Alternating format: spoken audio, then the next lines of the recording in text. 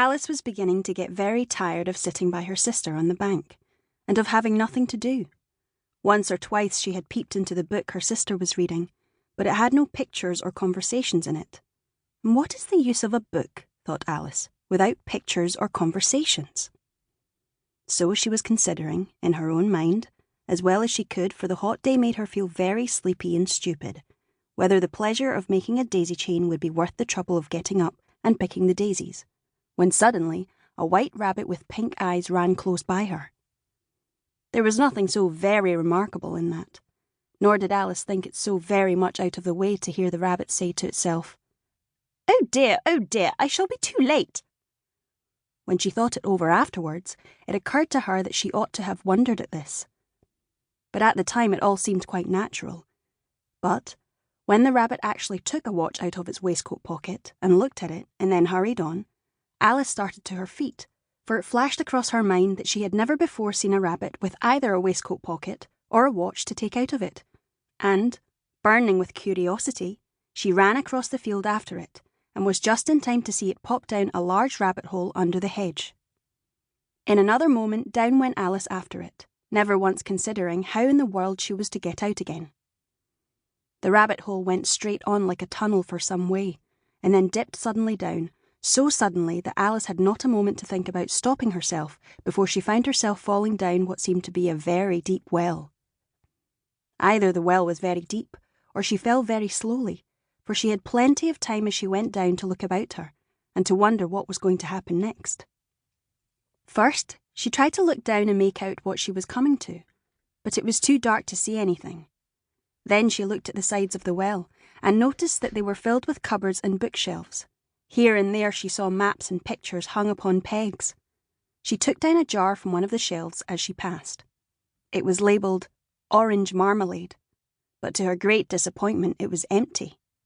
She did not like to drop the jar for fear of killing somebody underneath, so managed to put it into one of the cupboards as she fell past it. Well, thought Alice to herself, after such a fall as this, I shall think nothing of tumbling downstairs. How brave they'll all think me at home. Why, I wouldn't say anything about it, even if I fell off the top of the house, which was very likely true. Down, down, down. Would the fall never come to an end? I wonder how many miles I've fallen by this time, she said aloud. I must be getting somewhere near the centre of the earth. Let me see. That would be 4,000 miles down, I think. For you see, Alice had learnt several things of this sort in her lessons in the schoolroom, and though this was not a very good opportunity for showing off her knowledge, as there was no one to listen to her, still it was good practice to say it over. Yes, that's about the right distance. But then I wonder what latitude or longitude I've got to. Alice had not the slightest idea what latitude was, or longitude either, but she thought they were nice grand words to say. Presently she began again. I wonder if I shall fall right through the earth. How funny it'll seem to come out among the people that walk with their heads downwards. The antipathies, I think. She was rather glad there was no one listening this time, as it didn't sound at all the right word. But I shall have to ask them what the name of the country is, you know. Please, ma'am, is this New Zealand? Or Australia? And she tried to curtsy as she spoke. Fancy, curtsying as you're falling through the air. Do you think you could manage it? And what an ignorant little girl she'll think me for asking. No, it'll never do to ask. Perhaps I shall see it written up somewhere. Down, down, down. There was nothing else to do, so Alice soon began talking again. Dinah'll miss me very much tonight, I should think. Dinah was the cat. I hope they'll remember her saucer of milk at tea time. Dinah, my dear, I wish you were down here with me.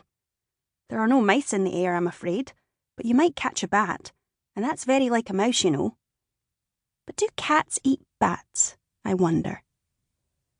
And here Alice began to get rather sleepy, and went on saying to herself in a dreamy sort of way, Do cats eat bats?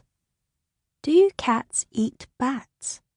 And sometimes, do bats eat cats?